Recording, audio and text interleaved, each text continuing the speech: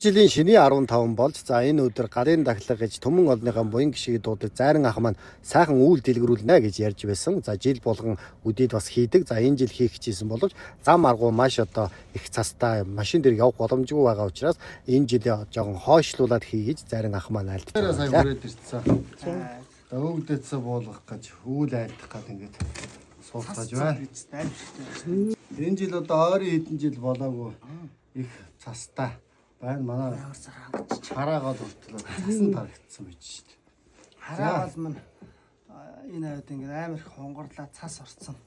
Уг нь бол шинэ 15-да зан олондоо тэр тусмай хаамир нутгийн дархан байна. Хайцгийн дархны сэлэнг дархан энэ ойр хөдөлбөө сумдад энэ зан олонд зориулж болно сайхан галын их галын гай тахлах хийдийн бас олон жил хийж лээ. Энэ жил бүр онцгой сайхан хий гэж бодсон чинь ингээд цас арай айхтар зам байхгүй. Машин явахгүй нааш. Машин явахгүй алхаж ирж.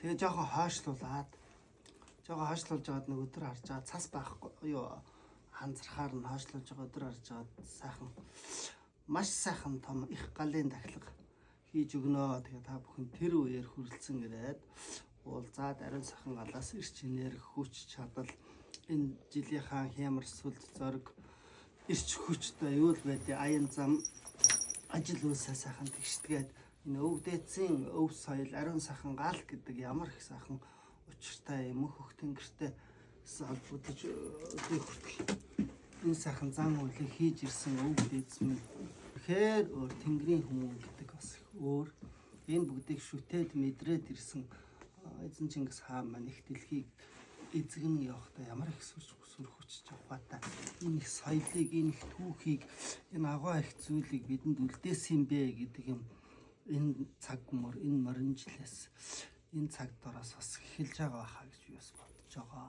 Яг энэ жилийн онцгой сайхан жил хүм бүхэнд өвгдээсэн өвсөл энэ агуу их өвгдээц хүм бүхний зүрхэнд бууж байгаа. Зүрхэнд чинь гал өвж байгаа юм сайхан жил тэр Монгол тэгээд энэ агуу их зүйл бас хүрэлцэн ирж мэдээсэй гэж бодож шүү. Энэ монгол хүн гэдэг их өөр хүмүүс байдаг. Мөнх хөх тэнгэр Монгол гэдэг мөнх хөх тэнгэр гэсэн бас ухтганд их нэрэн хүртэл өөр шүү дээ.